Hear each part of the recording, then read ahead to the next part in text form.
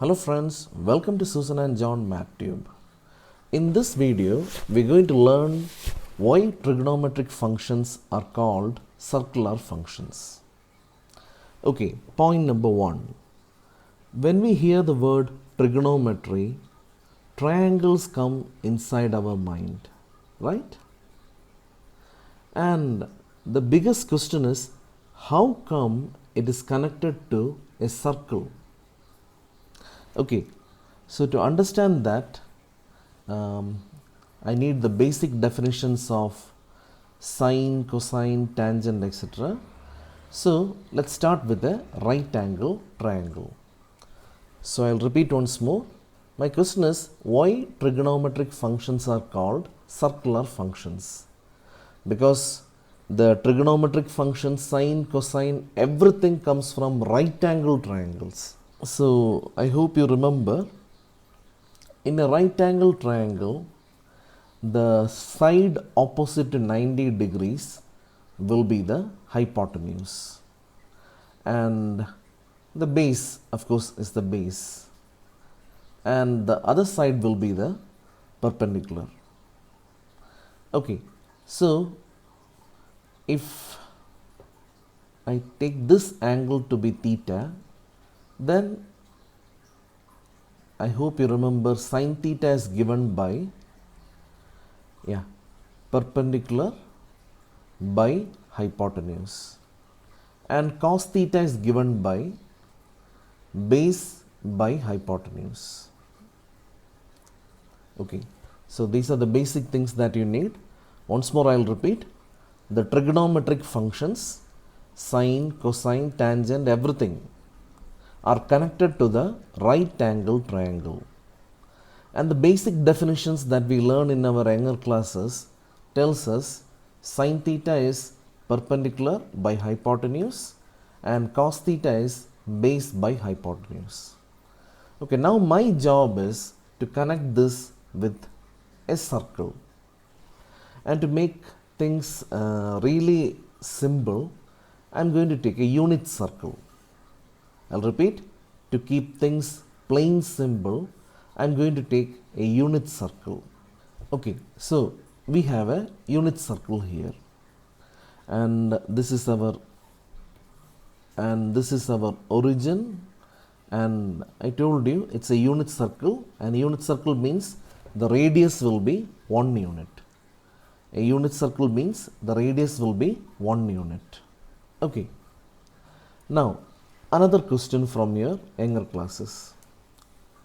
Suppose we have a coordinate, let's say 5, 2. Then if you wish to plot this in the xy coordinate system, what we do is we will move 5 units in the positive x direction. So that is 1, 2, 3, 4, 5. And in the y direction, you move 2 units. And this coordinate will be 5, 2. Okay, I'll repeat once more. Suppose we have minus 3, 2. So if you want to plot this point, what we do is we move 3 units in negative x direction and 2 units up, and you call this point as minus 3, 2. Okay, that's it. Now we are ready. Okay, so what I did is I took a unit circle so that I know this radius will be of length 1. Now I am going to take a point randomly in the first quadrant. So that the derivation will be very easy. Okay, let's call this point as P. Okay, now tell me, what is the length of O to P? Yeah, it is 1 unit because it's a radius.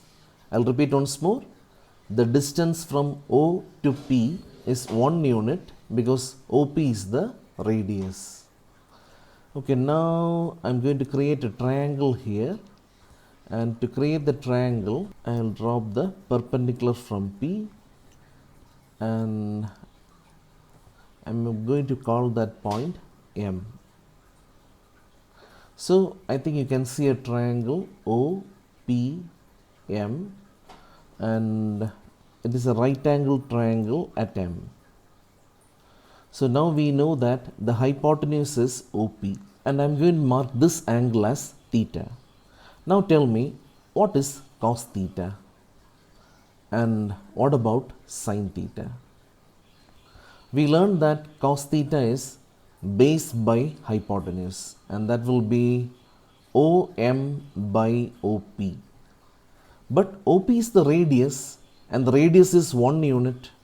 So cos theta is OM, or in other words, the length OM is nothing but cos theta. Okay, so that's great news. So this base length, the length of the base will be nothing but cos theta. And similarly, when we find sin theta, we get PM by OP. And that means sin theta will be equal to PM divided by 1, because OP is the radius and the radius is 1. And that gives me PM is equal to sin theta. Now look at this, the coordinate of P, that is why I showed you this picture. Suppose you know that this length is 7 units and this height is 3 units. Then what will be the coordinate of this point? It will be 7, 3. Now look at this. What will be the coordinate of P? Of course, it is OM, MP or PM. That is, P is nothing but cos theta, sin theta, because you derived that OM is cos theta and PM is sin theta. Now that is great news. Look at this. We have connected our trigonometric functions to a circle. And this news is really awesome, because P is a random point. P is a random point on the circle. Okay, now let me make this a little bit more clear. So look at this.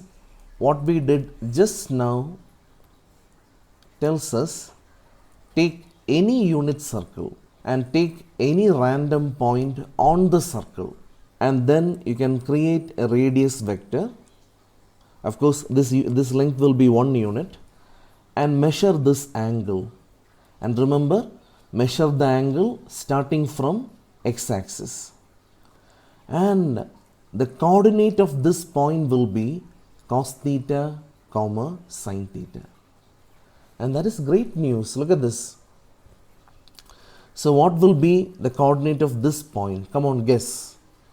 Of course, it will be cos 0 degree, sin 0 degree. But I already know that this length is 1 unit. Oh, so the coordinate must be 1, 0. Yeah, it is correct. Cos 0 is 1, sin 0 is 0. Now think about this point. The angle is 90 degree. So definitely this point will be cos 90 degree, sin 90 degree. What I just proved is, every point in the circle can be named as or labeled as cos theta, sin theta. And actually, in other words, this cos theta, sin theta is the parametric equation of a unit circle, because every point in the circle will be in the form cos theta, sin theta. Okay, now let me ask you another question. How many trigonometric functions are there? Okay, I know you might answer 6. But how many trigonometric functions are there when you think from a very basic level? Yeah, the answer is 2 trigonometric functions. The answer is 2 trigonometric functions. That is sin theta and cos theta. Okay, so you can see that tan theta is actually sin theta divided by cos theta. So basically, Tan theta is a creation from sine and cos. Similarly, cosec theta, or you might call this cosec theta CSEX theta. This is 1 by sine theta and sec theta and cot theta. So let's go through the whole thing once more. So the question is, why trigonometric functions are called circular functions? The reason is very simple. You draw a triangle and look at the definitions of sine and cosine. And we always associate trigonometric functions with right angle triangles. Now what we do is we take a unit circle and we took a random point and we measured the angle from x-axis to that radius vector to be theta. And when we did some simple calculation, we found that OM, the base of the triangle, will be cos theta and the height will be sine theta, and that gives us an amazing result. That is, every point in the circle will be in the form cos theta comma sine theta. Now we have some benefits. Suppose you want this coordinate. You know the coordinate is 1 comma 0. Now you know that the coordinate is cos 0 comma sine 0. So this coordinate is actually the value for cos 0 and sine 0.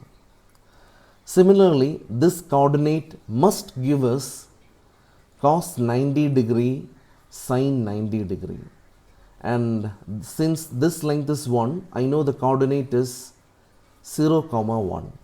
Yeah, cos 90 is 0 and sine 90 is 0.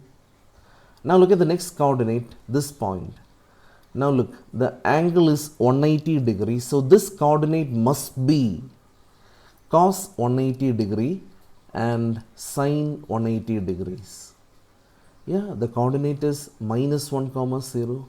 See, you're even able to evaluate very complex angles like cos 180 by just looking at a circle, because trigonometric functions are circular functions. And this gives us a very important conclusion. Since trigonometric function is connected to a circle, trigonometric functions can be applied in repetitive process. The reason is you're moving around a circle, that is, you're reaching the same point again and again and again. And it points towards applications in periodicity.